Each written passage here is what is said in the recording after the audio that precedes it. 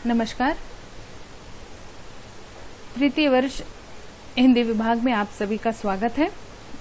आज के लेक्चर में हम पढ़ेंगे पेपर 4। पेपर 4 के अंतर्गत आपको हिंदी साहित्य का इतिहास पढ़ना है। तो चलते हम सबसे पहले देखते हैं कि हिंदी साहित्य के इतिहास को कितने भागों में बांटा गया है। हिंदी साहित्य के इतिहास को 4 भागों में बांटा गया है, जिसे हम कहेंगे आदिकाल, जिसका समय है विक्रम संवत 1050 से लेकर 1375, भक्तिकाल, जिसका समय है 1375 से लेकर 1700, रीतिकाल, विक्रम संवत 1700 से लेकर 1900 और आधुनिक काल 1900 से लेकर अब तक।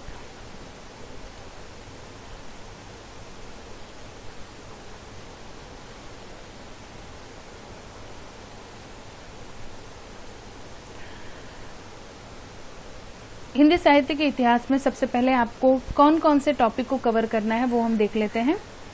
आपको इस टॉपिक में आदिकाल के अंतर्गत पढ़ना होगा आदिकाल के नामकरण और काल विभाजन की समस्या, जिसमें विद्वानों ने अपने अलग अलग मत दिए हैं।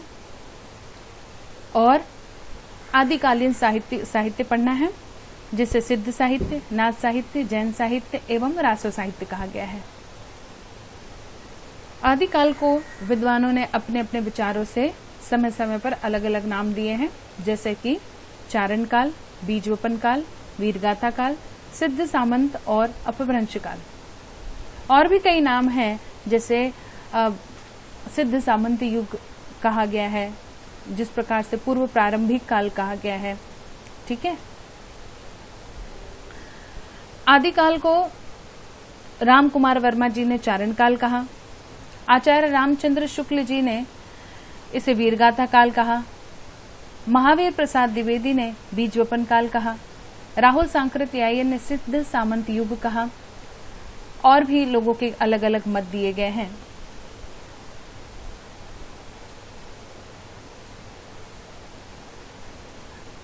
आचार्य रामचंद्र शुक्ल ने इस काल का नाम वीरगाथा काल रखा। इस नामकरण का आधार स्पष्ट करते हुए लिखते हैं, आदिकाल की इस दीर्घ परंपरा के बीच प्रथम 150 वर्ष के भीतर तो रचना की किसी विशेष प्रवृत्ति का निश्चय नहीं होता। धर्म, नीति, श्रृंगार, वीर सब प्रकार की रचनाएं दोहों में मिलती है। इस अनिर्दिष्ट लोक प्रवृत्ति के उपरांत जब से मुगलों की चढ़ाइयों का आरंभ होता है, तब से हम हिंदी साहित्य की प्रवृत्ति एक विशेष रूप में बनती हुई पाते हैं। राजाश्रित कवि अपने आश्रयदाता राजाओं के पराक्रमपूर्ण चरितों या गाथाओं का वर्णन करते थे। यही प्रबंध परंपरा रासों के नाम से पाई जाती है, जिसे लक्ष्य करके इस काल को हमने वीरगाथा काल कहा है। इसके संदर्भ में वे 3 कारण बताते हैं। इस काल की प्रधान वीरता की थी, अर्थात इस काल में वीरगाथात्मक ग्रंथों की प्रधानता रही है। अन्य जो ग्रंथ प्राप्त होते हैं वे जैन धर्म से संबंध रखते हैं, इसलिए नाम मात्र है। और इस काल के फुटकर दोहे प्राप्त हैं, जो साहित्यिक है तथा विभिन्न विषयों से संबंधित है, किंतु उसके आधार पर भी इस काल की कोई विशेष प्रवृत्ति निर्धारित नहीं होती है। शुक्ल जी इस काल की 12 रचनाओं का उल्लेख इस प्रकार से करते हैं। विजयपाल रासो, हमीर रासो, कीर्तिरता, कीर्ति पताका, हुमान रासो, बिसलदेव रासो, पृथ्वीराज रासो, जयचंद्र प्रकाश, जयमयंक जसचंद्रिका, परमार रासो, खुसरो की पहेलियां, विद्यापति की पदावली। शुक्ल जी द्वारा किए गए वीरगाथा काल नामकरण के संबंध में कई विद्वानों ने अपना विरोध व्यक्त किया है। इनमें से मोतीलाल मेनरिया, आचार्य हजारी प्रसाद द्विवेदी आदि मुख्य हैं। आचार्य द्विवेदी का कहना है कि वीरगाथा काल की महत्वपूर्ण रचना पृथ्वीराज रासो की रचना उस काल में नहीं हुई थी और यह एक अर्ध प्रामाणिक रचना है। यही नहीं, शुक्ल ने जिन ग्रंथों के आधार पर इस काल का नामकरण किया है, उनमें से कई रचनाओं का वीरता से कोई संबंध नहीं है। बिसलदेव रासो गीति रचना है। जयप्रकाश, जयमयंक, जसचंद्रिका, इन दोनों का वीरता से कोई संबंध नहीं है। ये ग्रंथ केवल सूचना मात्र है। अमीर खुसरो की पहेलियां का भी वीरत्व से कोई संबंध नहीं है। विजयपाल रासो का समय मिश्र बंधुओं ने संवत 1355 माना है, अतः इसका भी वीरता से कोई संबंध नहीं है। परमाल रासो पृथ्वीराज रासो की तरह अर्ध प्रामाणिक रचना है तथा इस ग्रंथ का मूल रूप प्राप्य नहीं है। कीर्तिलता और कीर्ति पताका इन दोनों ग्रंथों की रचना विद्यापति ने अपने आश्रयदाता राजा कीर्ति सिंह की कीर्ति के गुणगान के लिए लिखे थे। उनका वीर रस से कोई संबंध नहीं है।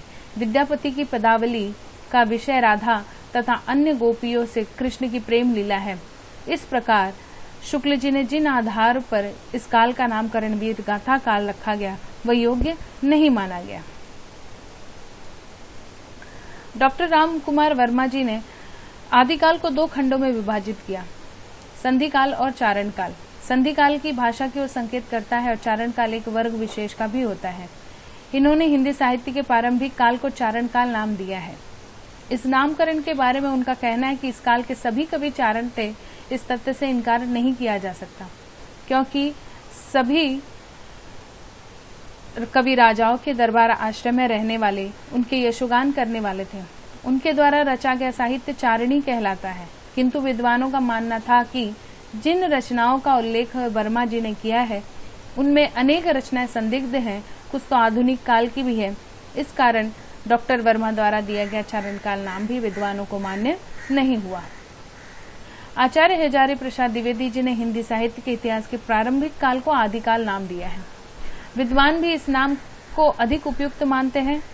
इस संदर्भ में उन्होंने लिखा है, वस्तुतः हिंदी का आदिकाल शब्द एक प्रकार की भ्रामक धारणा की सृष्टि करता है और श्रोता के चित्त के में यह भाव पैदा करता है कि यह काल कोई आदिम मनोभावापन्न परंपरा विनिर्मुक्त काव्य रूढ़ियों से अछूते साहित्य का काल है। यह ठीक वही है। यह काल बहुत अधिक परंपरा प्रेमी, रूढ़िग्रस्त, सजग और सचेत कवियों का काल है। आदिकाल नाम ही अधिक योग्य है क्योंकि साहित्य की दृष्टि से यह काल अपभ्रंश काल का विकास ही है। परिभाषा की दृष्टि से परिनिष्ठित अपभ्रंश से आगे बढ़ी हुई भाषा का सूचना देता है। आचार्य हजारी प्रसाद द्विवेदी ने हिंदी साहित्य के आदिकाल के लक्षण निरूपण के लिए निम्नलिखित पुस्तकें आधारभूत बताई हैं: पृथ्वीराज रासो, परमार रासो, विद्यापति की पदावली, कीर्तिलता, कीर्ति पताका, संदेश रासक, पौमचरियु, भविष्यत कथा, परमार्थ प्रकाशक, बौद्ध गान और दोहा, स्वयंभू छंद और प्राकृत पैगल्लम। तो हमने पीछे देखा कि आदिकाल को अलग अलग विद्वानों ने अलग अलग नाम दिए हैं।